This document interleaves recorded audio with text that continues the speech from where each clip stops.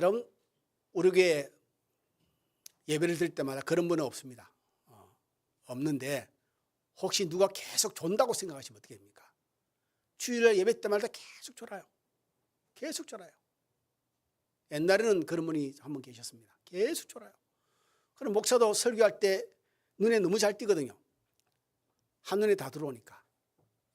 그러면 뒤에서는 수근수근 되겠죠. 그 사람이 집사면, 야, 집사가 돼서 예배 때마다 좋으냐? 잠은 집에서 자지. 교회가 잠자는 곳이냐? 뭐 뒤에서 이런 말 저런 말 다 나오지 않겠습니까? 그러니 여러분, 그 사람의 속사정은 또 모르죠. 졸음을 못 견딜 정도로 정말 밤에 밤잠을 설치면 나을 수밖에 없는 그의 입장이라는 게 또 있지 않겠습니까? 그 입장을 들어봐야 될 거 아닙니까? 그러니까 우리는 입장을 들을 생각 안 하고 눈에 보이는 현상만을 가지고 한두 분이 아니니 쉽게 판단을 하게 됩니다. 우리 어르신들 말씀에 참 귀한 말이 있죠. 말은 양쪽을 다 들어봐야 한다. 아무리 자기 친한 사람이, 내가 믿는 사람이 말을 한다 할지라도 사람의 입장이라는 게 있습니다. 그 속마음은 또 어떠한지 모르죠. 우리가 겉으로 나타나는 것만 가지고 쉽게 판단할 수가 없습니다.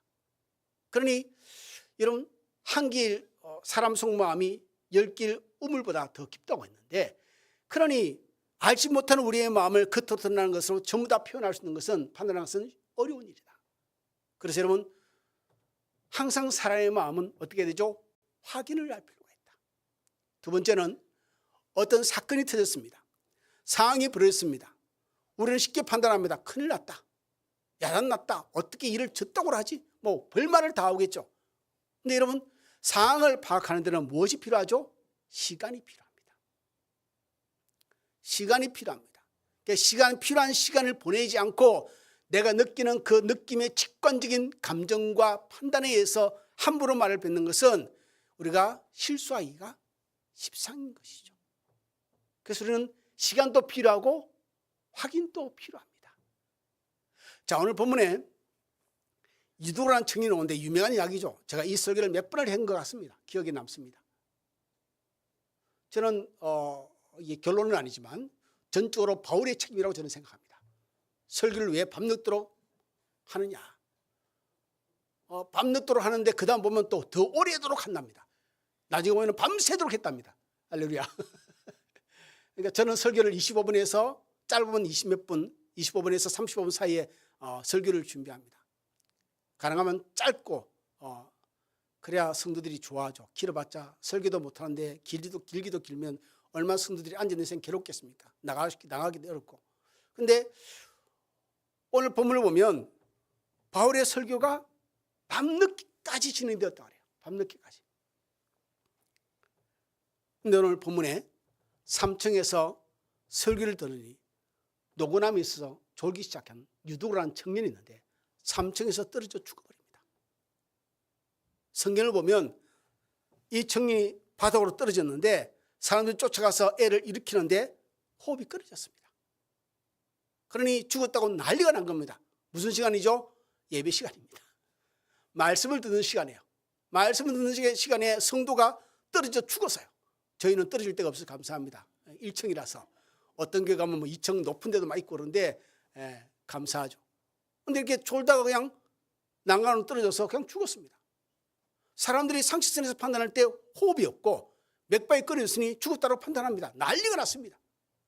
웅성웅성으로 난리가 났습니다. 그런데 10절에 보면 뭐라고 되어 있냐면 이렇게 기록되어 있습니다.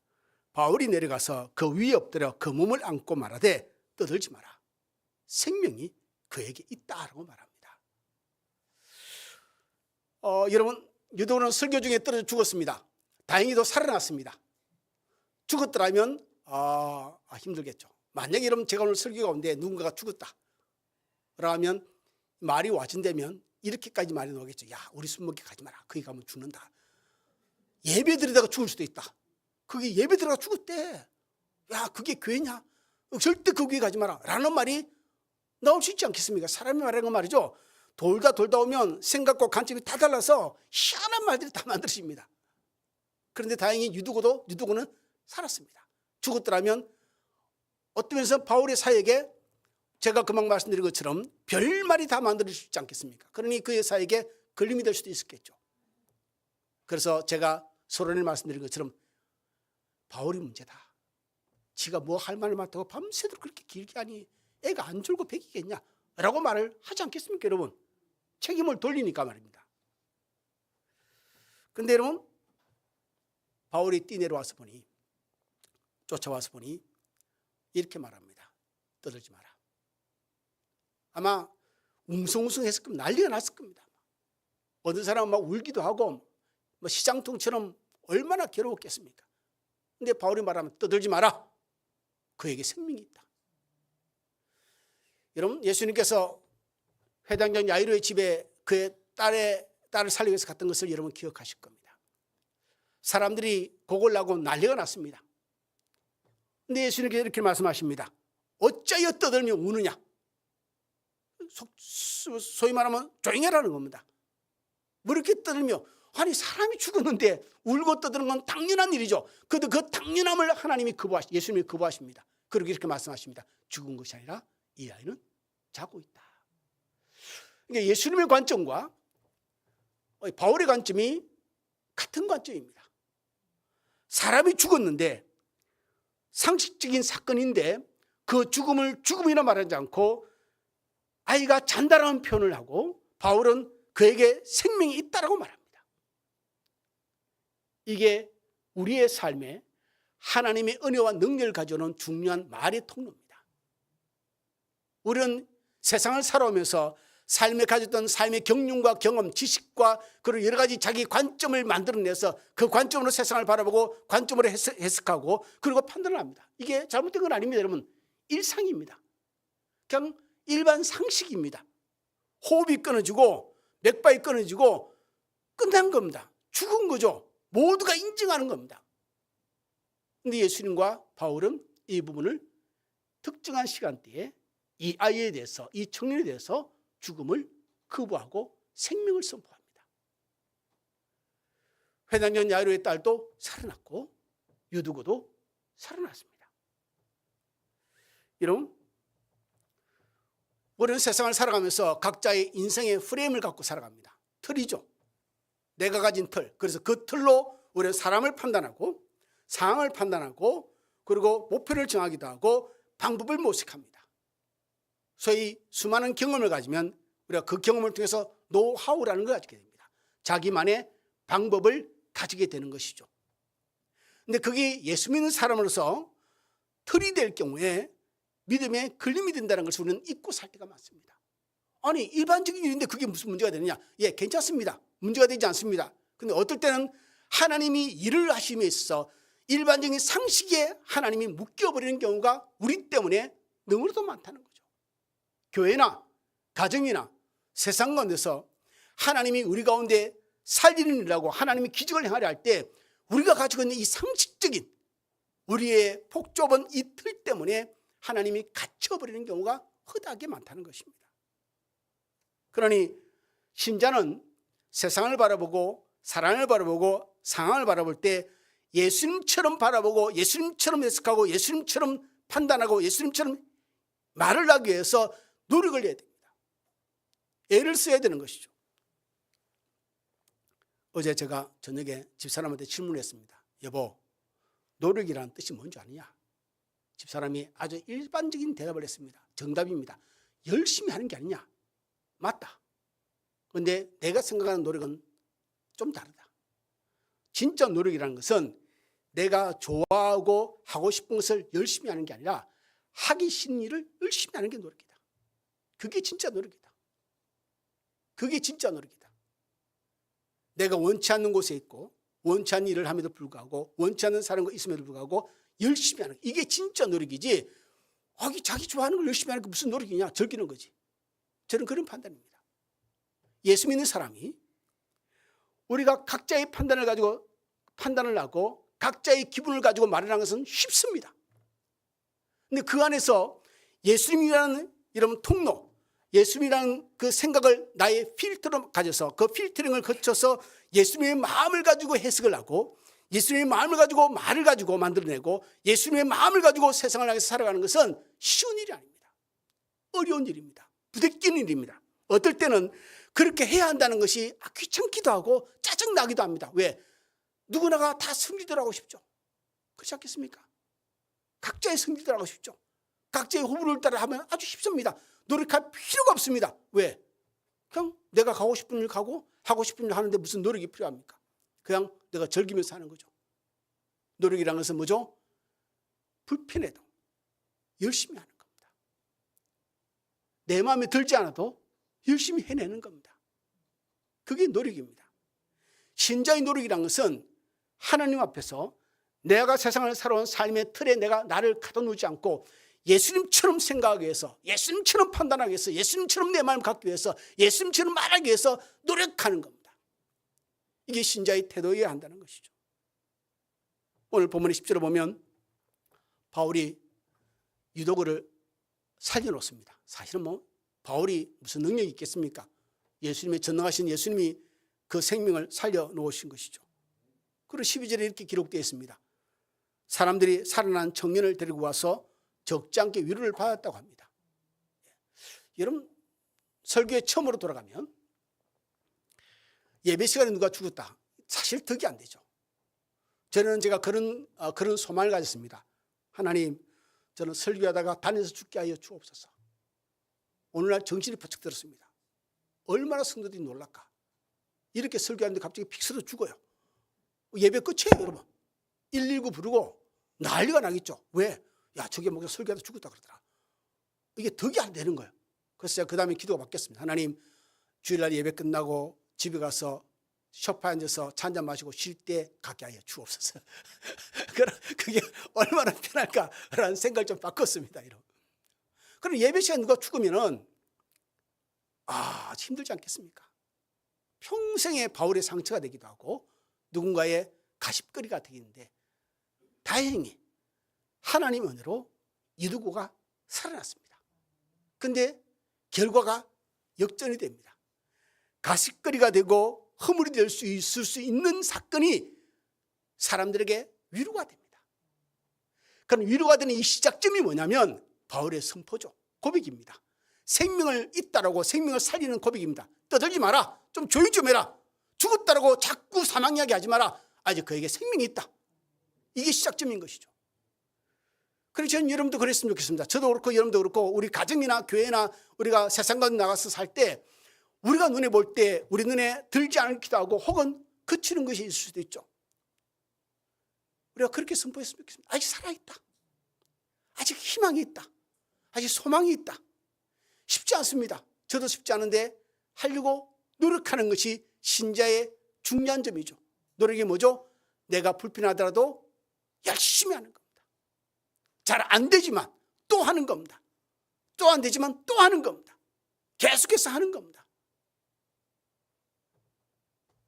그러니 유두고의 죽음이 상처나 가십거리가 아니고 수많은 사람에게 하나님의 기적을 경험한 영광스러운 사건일 뿐만 아니라 수많은 사람에게 그 당시 핍박 가운데 믿음을 지키고 있는 이 초대교회 교인들에게 위로가 되는 사건이 된 것이죠.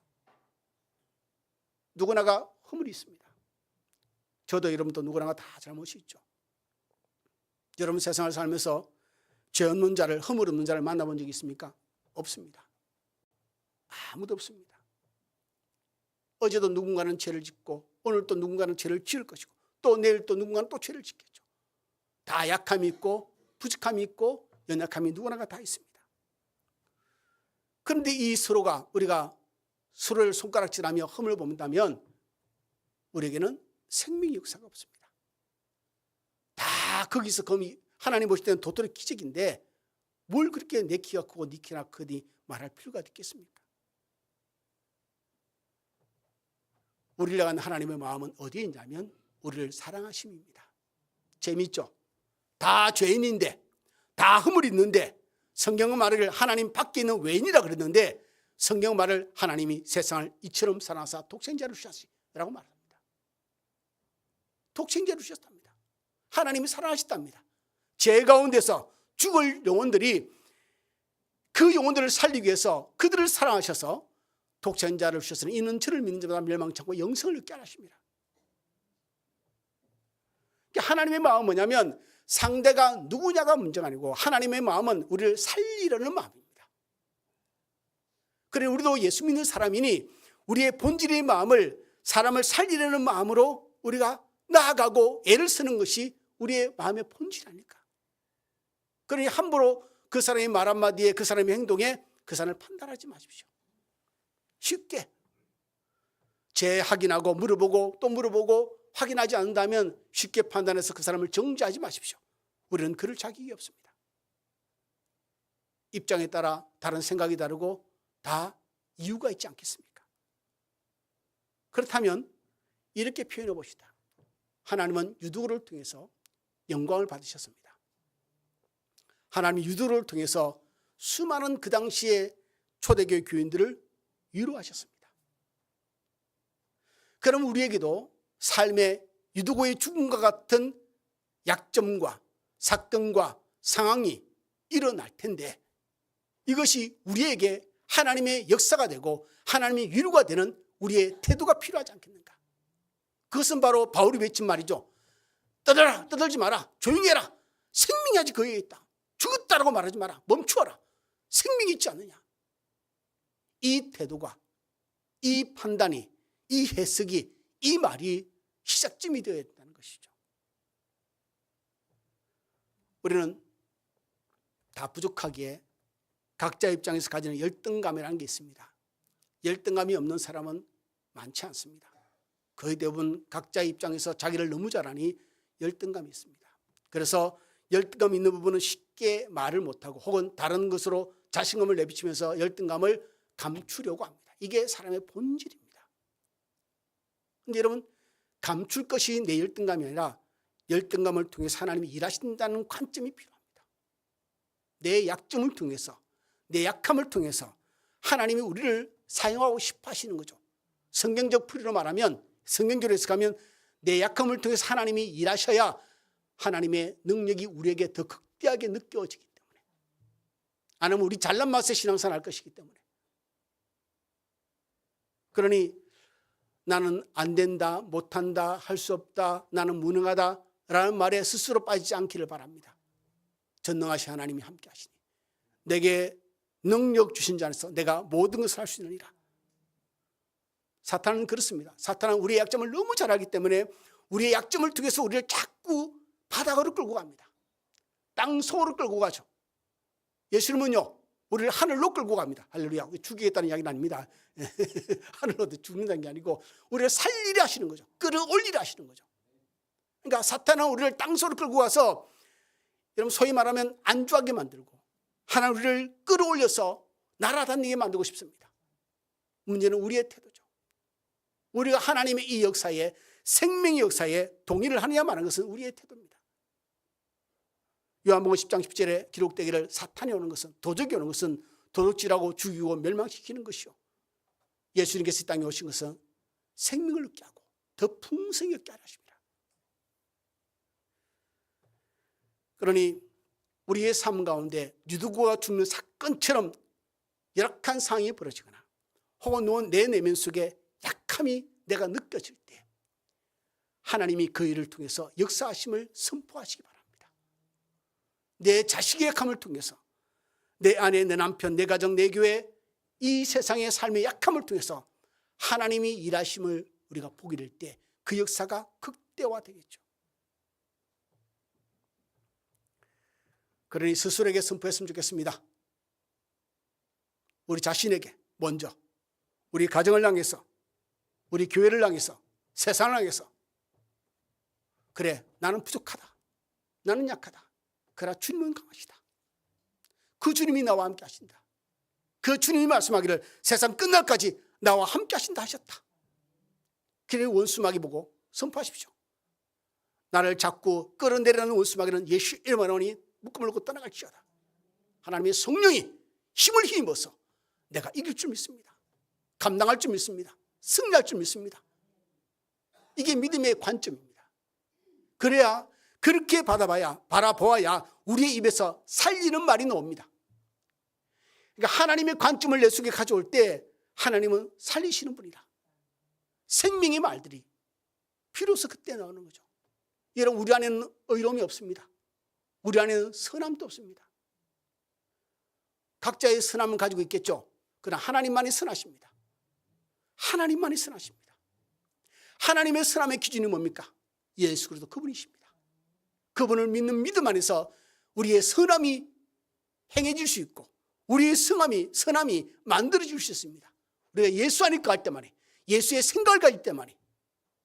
그래서 우리의 눈을 어디에 고정시킵니까? 예수를 바라봐라. Fix your eyes on Jesus Christ. 우리의 눈을 주님께 고정시키는 겁니다. 그것이 우리의 살 길이고 우리가 하나님이 살리시고자 하는 하나님의 뜻 가운데 우리가 살아가는 유일한 길이라는 것이죠.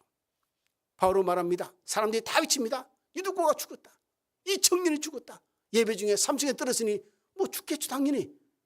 바울은 말합니다. 떠들지 마라. 생명이 그에게 있다. 왜 떠들며 우느냐? 이 아이는 죽은 것이 아니고 자고 있다. 우리도 닮아가야 되지 않을까? 우리의 가정에서, 직장에서, 사업장에서, 우리의 교회에서 누구를 만나든지 예수의 이 말을, 살리는 말을, 생명의 말을 우리가 괜찮아, 할 수 있어. 할 수 있어, 괜찮아. 시간 지나면 그 부분은 해결될 거야. 걱정하지 마. 우리는 시간이 필요한 사람들이고 우리는 믿음이 필요한 사람들입니다. 그러니 죽음과 같은 상황들이, 유두고의 죽음 같은 이상한 상황들이 우리의 삶에 일어나고 혹 처했다 할지라도 바울과 같은 외침을 가지십시오. 아직 생명이 있다. 아직 소망이 있다. 살아날 수 있다. 그러니 여러분, 우리가 오늘 이 자리에서 누군가가 설교 듣다가 누군가 죽는다 할지라도 걱정하지 마십시오. 하나님이 그 일을 통해서 영광 받을 줄 믿습니다. 제가 우스갯소리처럼 말씀드리지만 하나님은 그런 분이십니다. 하나님은 그 일을 통해서 유두고의 죽음과 부활을 통해서 수많은 그리스도인들을, 그 당시에 초대교인들을 위로를 증거했습니다. 하나님이 하시는 일입니다. 성경 말합니다. 우리가 여러분 고난당하고 고통당하고 괴로움당하고, 근데 욥기는 말합니다. 그 연단을 거치면서 어떻게 된다고요? 순금같이 나오리라. 이게 하나님의 방향성입니다. 하나님의 목적입니다. 우리가 만약 순금을 보지 않고 고난을 본다면 고난에 갇히게 됩니다. 하나님은 고난을 보지 않고 순금을 보십니다. 고난 속에서 만들어지는 우리의 삶이 순금이 될 것을 기대하고 소망을 갖고 우리를 보십니다. 그러니 올 한 해 여러분 수고 많으셨고 그리고 열심히 살아오시는데 마무리 잘하시고 2026년도 다가오는 새해는 정말 더욱더 열심히 노력할 뿐만 아니라 예수의 마음을 품어서 생명의 말, 살리는 말을 하시고 여러분의 심령과 가정과 교회와 이 땅을 살리는 귀한 삶이 있기를 주님으로 축원을 드립니다. 기도하겠습니다.